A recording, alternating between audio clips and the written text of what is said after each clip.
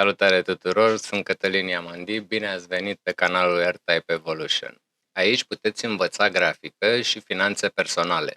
Astăzi voi arăta cum putem exporta un PDF pentru tipografie.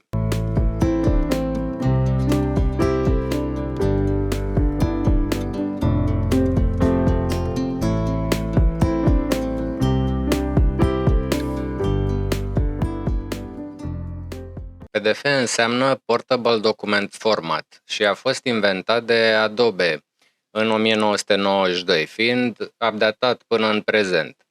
Utilitatea unui PDF este portabilitatea.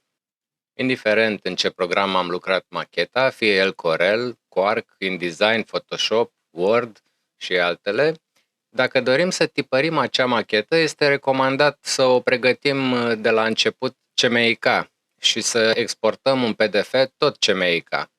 Pentru a crea acest PDF, recomand Adobe Acrobat Professional, dar există și alte softuri gratuite. Acrobatul vine cu mai multe profiluri preconfigurate, cum ar fi standard, web, pentru arhivare CMYK sau RGB, însă eu prefer să creez un profil custom pentru tipografie. În principiu, publicarea ca PDF a unui document este o șansă în plus să revizuim setările documentului.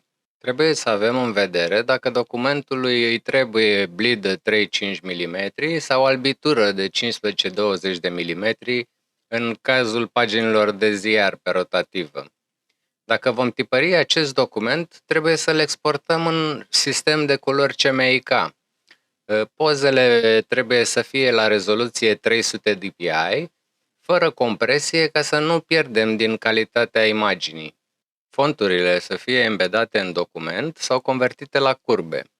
Textele nu trebuie să fie în negru policromie. Acoperirea culorilor CMYK, dacă le cumulăm, este bine să nu depășească 240%. Voi arăta cum putem crea un PDF din Corel Draw și la ce setări trebuie să fim atenți. Ca exemplu, să presupunem că dorim să tipărim această pagină și trebuie să o trimitem în tipografie. Vom exporta un PDF, Publish to PDF.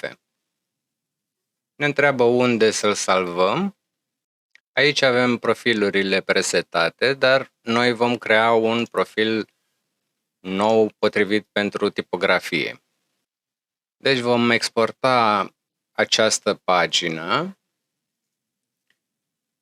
La culori alegem, în cazul nostru, CMYK pentru tipografie, iar dacă dorim pentru web, RGB. Avem și opțiunea Grayscale.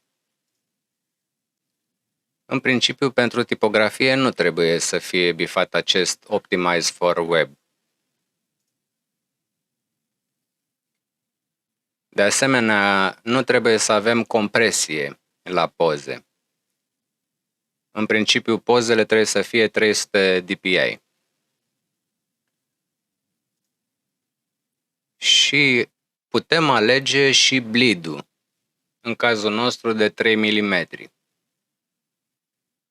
Alte opțiuni nu mai sunt, decât dacă dorim să punem o parolă pentru acest PDF.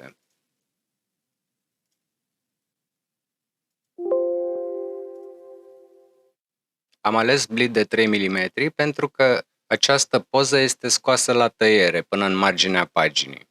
Atunci ea trebuie prelungită încă 3 mm în afara paginii pentru tăierea la ghilotină.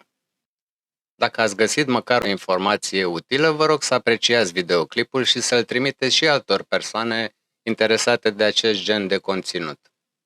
O zi plăcută!